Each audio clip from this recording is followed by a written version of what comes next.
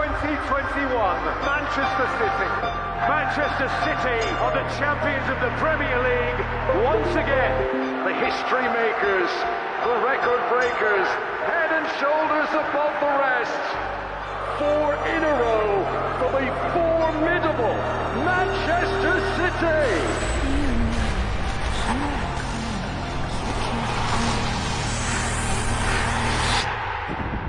Ready or not. Liverpool's excellent start. Manchester City's crisis deepens.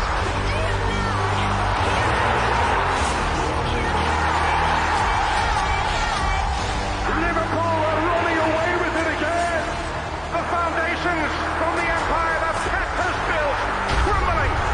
Who catches Liverpool now? Ready or not, here I come, you can't hide.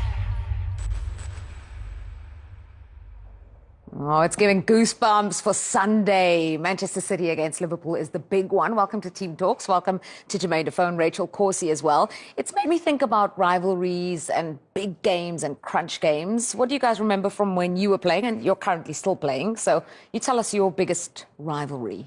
Ooh. Are we limiting this to club football? No, whatever you want.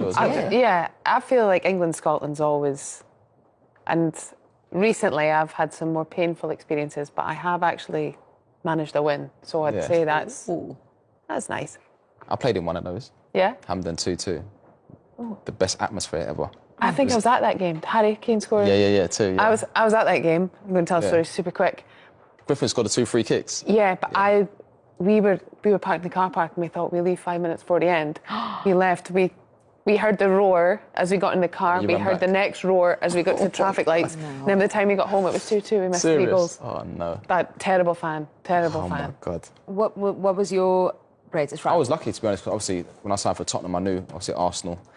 That was the game. And obviously, when I signed for Sunderland, it was Newcastle. And I thought it can't get bigger than this in terms of like atmosphere and the importance. Then I went to Rangers and obviously the Old Firm, and that was just on another level. So yeah, but those are the games that you wanna play in. There's just something special. Absolute cinema. Absolute cinema indeed. Yeah, just when we saw that first, I'd forgotten about that, and that's heart and mouth stuff. When you do that as a centre back, he does extremely well to get back there. What about this one, Jermaine?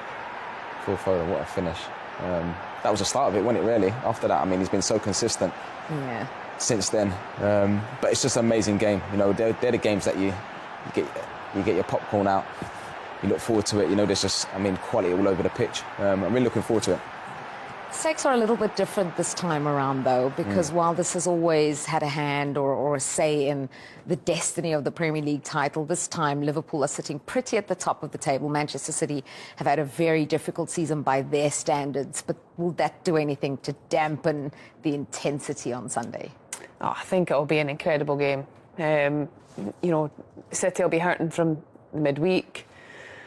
I'd imagine there'll be a feeling from some of the players of that hurt, but also a little bit of embarrassment potentially. And, you know, a lot of people have expected them to go much further than they did in the Champions League. Tough to play Real Madrid, but so early. This is 2 teams who I think, you know, it's just going to be great players, great matchups.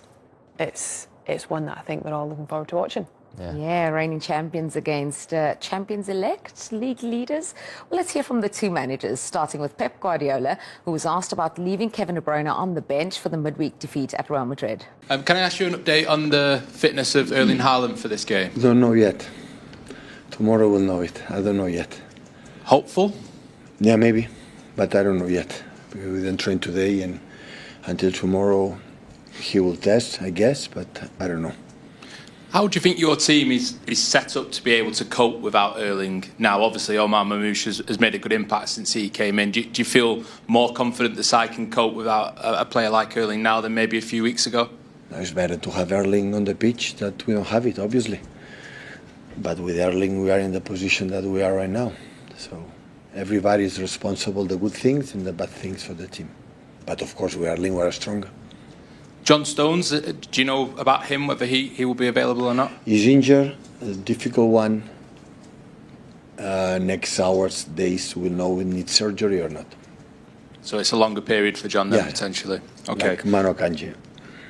Just finally, obviously this Liverpool team have been brilliant so far this season. They're well clear at the top. What do you see as the key strengths of this side, maybe compared to past Liverpool teams that you've played? But a level consistency quite similar with Jurgen.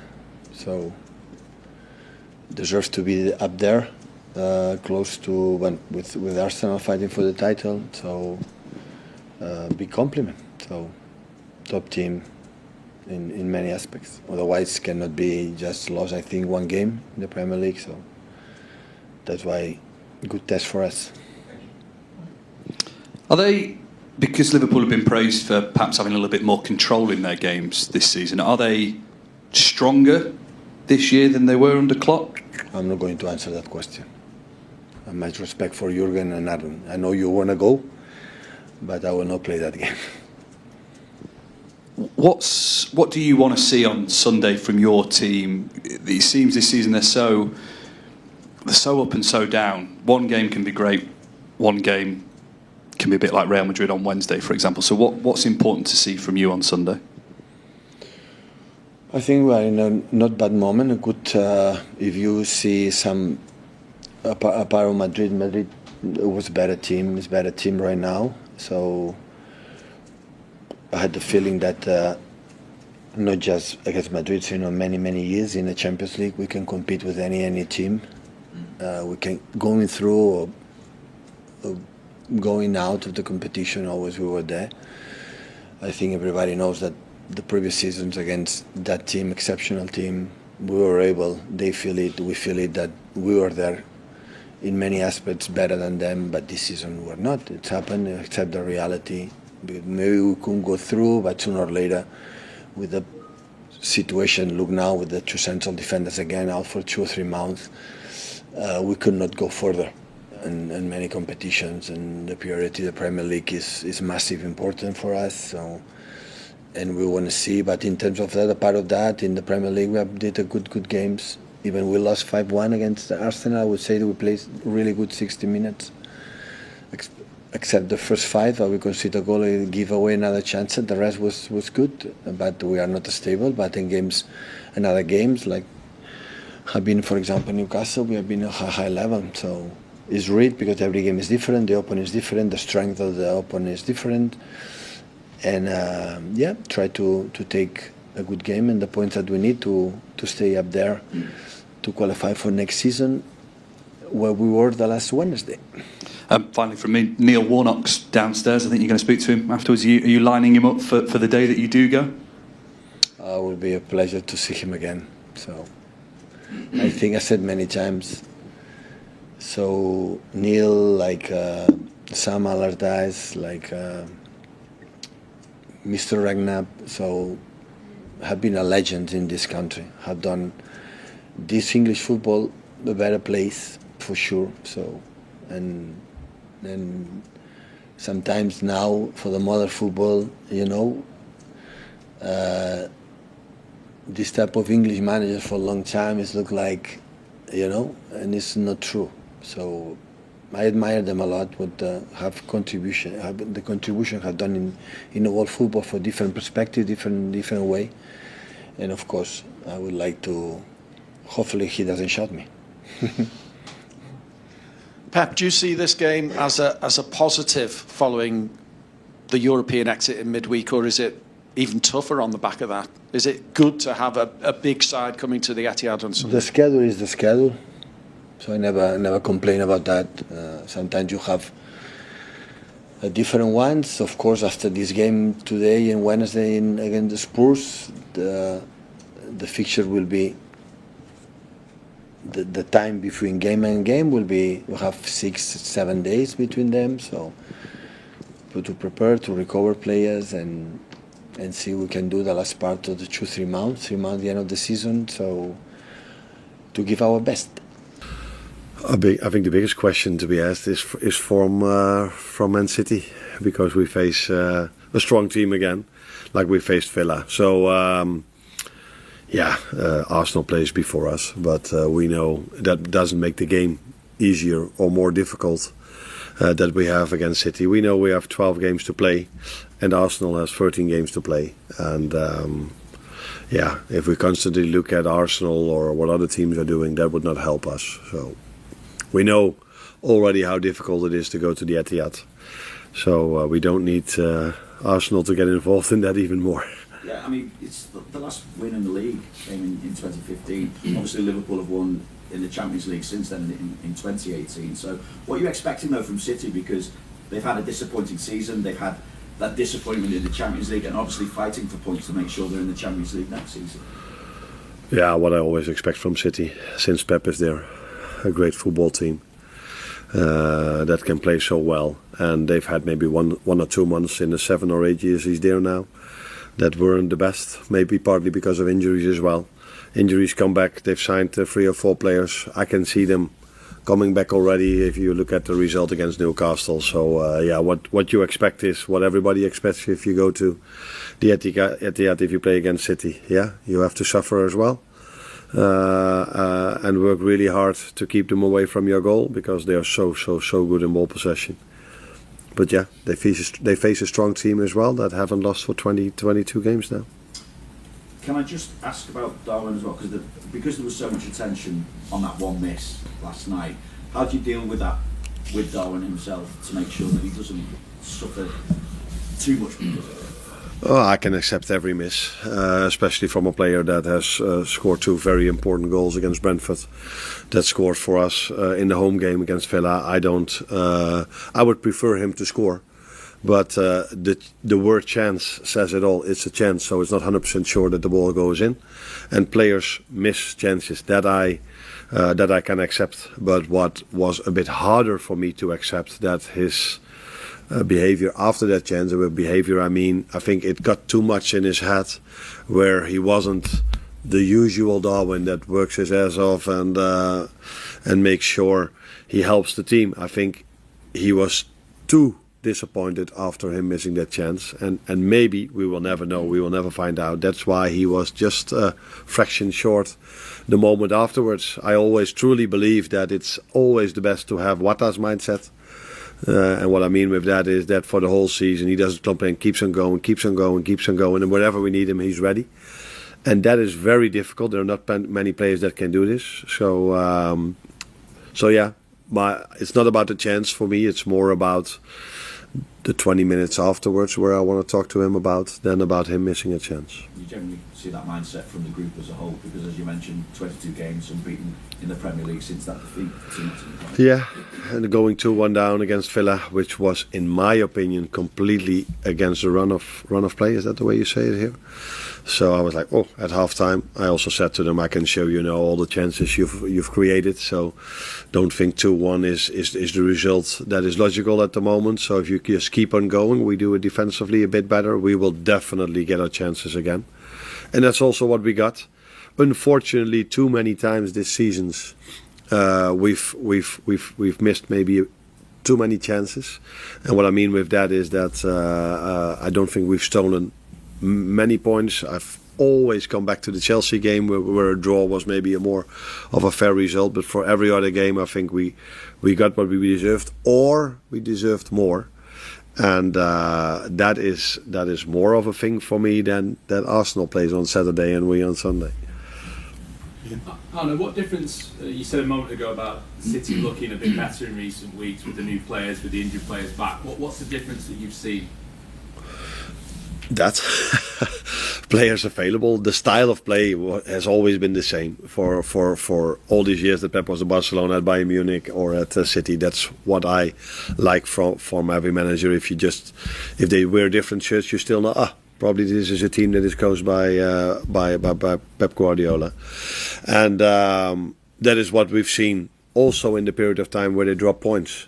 But yeah, even he needs quality players to get results, and if so many players are out, and you see this with Ange Postecoglou as well, if you constantly if you only have 10, 11, 12 players to play with in this league, in another league it's probably possible, but in this league it's so hard.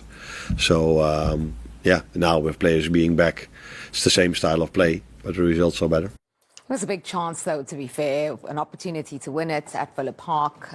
Darwin Núñez with literally his first touch of the game, and he had that opportunity set up by Szoboszlai. Yeah, I was at the game, and there was, to be honest, nobody could believe it, really, because as the ball gets squared, you know, really selfish from Szoboszlai, you just expect him to side foot it in, and I don't quite know how he's managed to quite miss the target from there. Yeah. I wish we had shown Jermaine's facial reaction there. You're horrified, man. Yeah, sleepless nights. I wouldn't sleep. You just assume it's a goal. Yeah, because obviously it's so important, and key moments in games, you want your forward players to step up, and when you're at the top of the league, you're going to feel like probably embarrassed, to be honest, because it's an open goal. And all you've got to do is sort of like just direct it towards goal, and it's sort of like it's a bad miss. But he keeps going. You know, he keeps going. Obviously, I know the manager spoke about the reaction, but a lot of times we've seen these missed chances and that, but he keeps making the runs, he keeps getting the opportunities. Yeah, we were talking after the game about the door it was closed before. Liverpool could have had a double digits lead at that point, could have been 10, it's 8. But I know that Danny Murphy and Tim Sherwood said in the post-match the door is slightly open now. Danny Murphy said he could feel a little bit of a breeze. What do you think that does for the title race, especially, as Slot mentioned, he doesn't really want to be looking at Arsenal, but they could be a little bit closer by the time Liverpool do kick off at City. Yeah, you're right. I think for Liverpool, though, it's a little bit of a vulnerable place to be in, but it's a nice vulnerability if such a thing exists, in that there's not as much pressure on them in this game against City, in the sense of City really need to win it in order to claw some of that gap back, and not just in the sense trying to catch the teams above. You know, there's teams right behind them looking to try and see if they can get into that top 4. So I feel there's more onus on City to go out and find a way to win, but Liverpool are in that place of you don't want to go into the game with that comfort of there's no pressure on us. Slot will want his players to be right up for it, which no doubt there will be. He'll want them to get at City, he'll want them to play their way, and you know, they've had incredible joy this season. I think the season they've had, not many people fully expected it to be as good so early. He'll want to make sure they don't take their foot off the gas in any way. Yeah, and you're talking about his players having been incredible, none more so than Mo Salah, who's in the form of his life. And we caught up with the Egyptian king this week. I didn't expect it to be that easy, that quick. Sorry, not easy. But it's also the manager now didn't change that much to us. Like he liked to do counter pressing, still play counter attack, but he liked to control the ball more and keep the ball with us. So it's slightly different, but I don't see that big difference. He's direct to the point, tough, honest. That's good, to be fair. It's make our life easy. So when he wants to tell you something, he makes sure that he tells you in your face.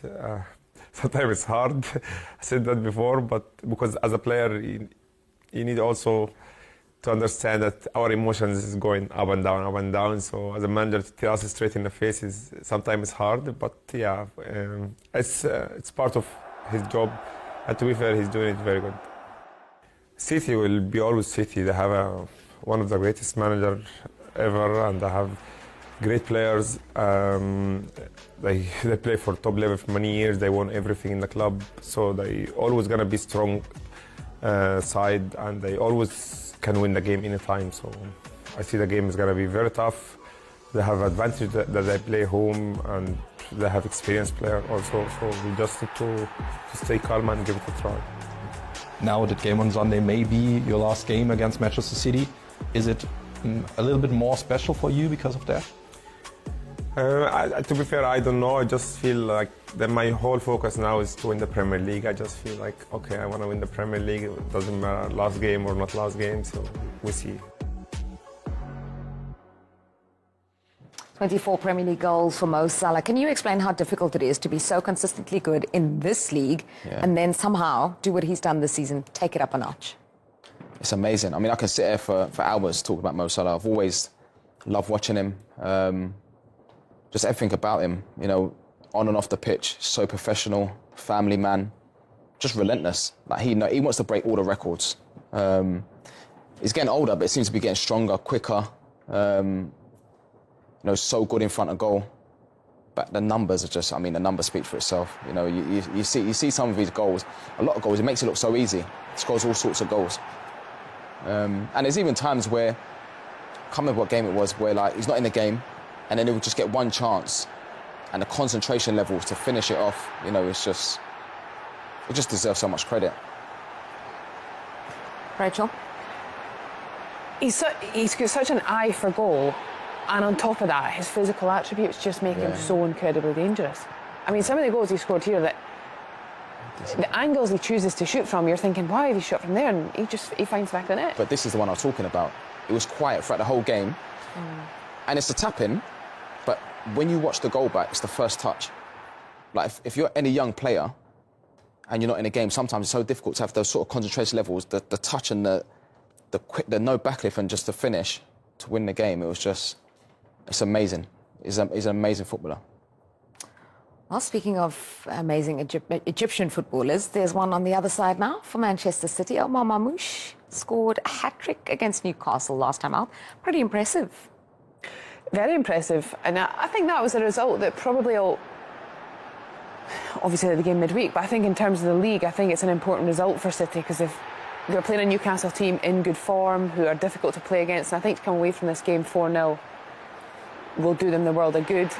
Again, that's a really nice finish. Not easy to sort of receive that under pressure, bodies in the way, gets a shot off, and I think for any player, you know, you score a hat-trick in the Premier League, that's one of the better moments in your career, I'm sure. So they probably needed one of those types of performances.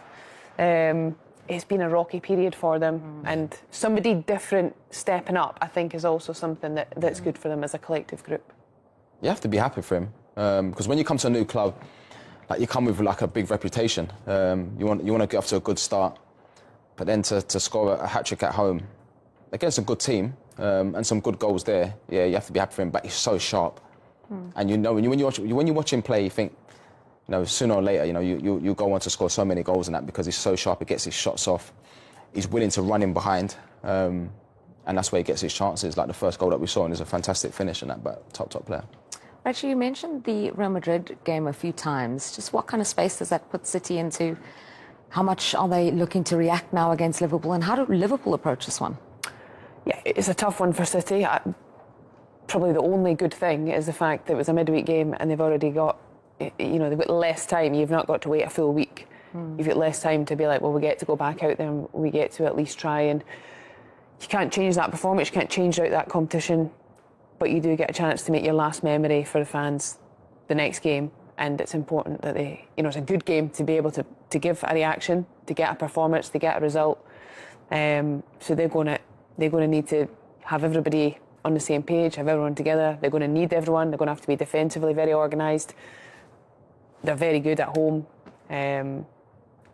So I think they have an opportunity that's one they'll want. From a Liverpool perspective, I think they'll just continue as they have. They don't really typically change for many teams. They'll adapt tiny things, but they have their way, and so far it's been very effective for them. You said City are very good at home. They've been very good at home against Liverpool. Liverpool have just won in 15 Premier League games at the Etihad. That was back in 2015. Is now the time to add the second? Well, they want to surprise us with how they're playing. With obviously the important players playing so well this season.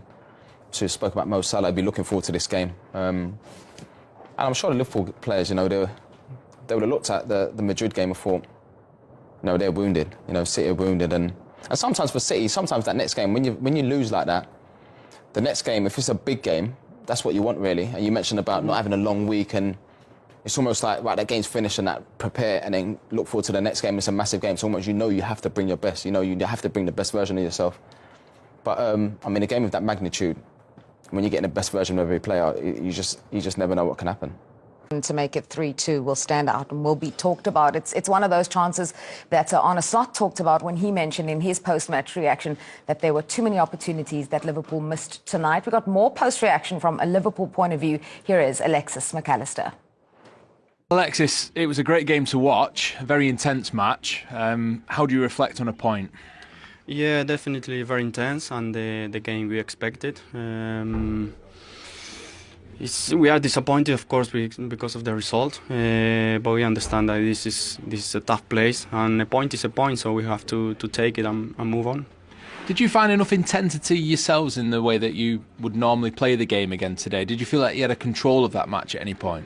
Yeah, I think maybe second half we looked a little bit tired, and I think it's pretty normal when you play 3 games in a row every 2 or 3 days.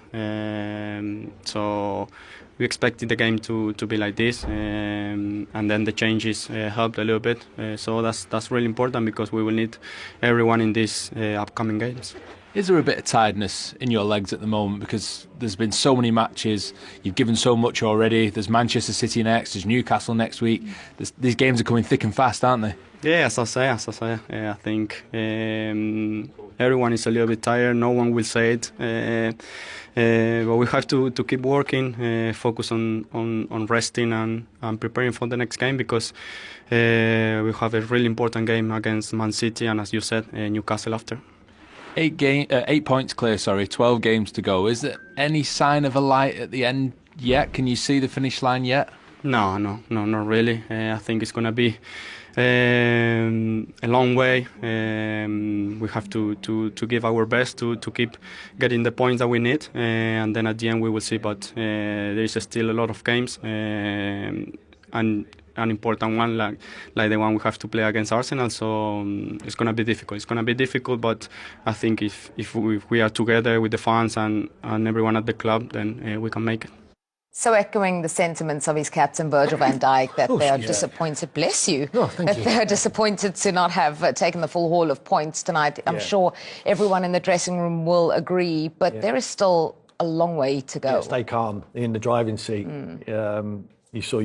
We saw Slot's interview before the game, and he was talking about even if they didn't take maximum points in the next 2 games, City at the weekend and this one tonight against Villa, they would still be top of the league. With limited amount of games to go, and Arsenal have to go unbeaten. They have to go unbeaten. They're the ones who are chasing. So, good to have guys like that. Wins a World Cup. You've got winners there. The Virgil van Dijks, the Trent Alexander-Arnolds. These guys have been there and done it and won Champions Leagues and won Premier League, so they know what it's like to cross the line. Everyone always says, "Oh, they get nervous," because I always found it nervous. But these guys have been there before and they've done it. But there is an element of nerve. They'll play it down, of course they will. I think we talked about Andy Robertson coming out, and saying about nerves. I think he was saying it for a reason because the anxiety, what the cop were breathing onto against Wolves, so he was saying calm down because he's trying to send a message to the fans to say there's enough anxiety as there is. We need your help. Just keep us calm. We've got the good players. We'll create the chances. We'll win the games to collect that trophy. Because this is different now. This is a chance to win it in front of the cop, in front of their own fans. Last time they did it, albeit it was very hard. It was COVID. It was behind closed doors. This will be the real time to win the Premier League. He was asked about fitness there. Yeah. I didn't see a tired Liverpool late on. I saw Villa getting back into it late on because Liverpool were trying to win it. Yeah. But the legs look good. And I loved Arne Slot's interview the other day when he was asked about the tiredness and fatigue, and he said these players are fit, they can play every 3 days. Yeah. And I love that because there's no blame culture, there's no excuse. Yeah. It doesn't give the players an excuse. And I saw all of them running and trying to win the game and bombing forward, and Curtis Jones was sprinting back and Robbo was running forward. Yeah. I didn't see a tired group. I saw a determined group trying to win. Yeah. I never see a tired team who wins every week. Or the majority of the weeks, they all want to be part of it. They want to play in the big games towards the end of the season. You show any sign of tiredness, your manager might leave you out, and then you don't play in the big games when they're lifting the trophies. This is the last time you want to start showing tiredness. This is a time when the pictures get taken. You want to be at the front. Let's look at the games that are coming up. Let's look at the next couple of fixtures for Liverpool and for Arsenal, who are just behind them in second, of course, 8 points behind them now. There you go, confirmation in the race for the title. We're in the run-in. We have the new run-in ball and everything to prove it. So here's what's coming up. It's Manchester City away for Liverpool to complete a tough week of away fixtures in the Premier League. Newcastle, Southampton, Everton, Fulham and West Ham. Arsenal play West Ham on Saturday.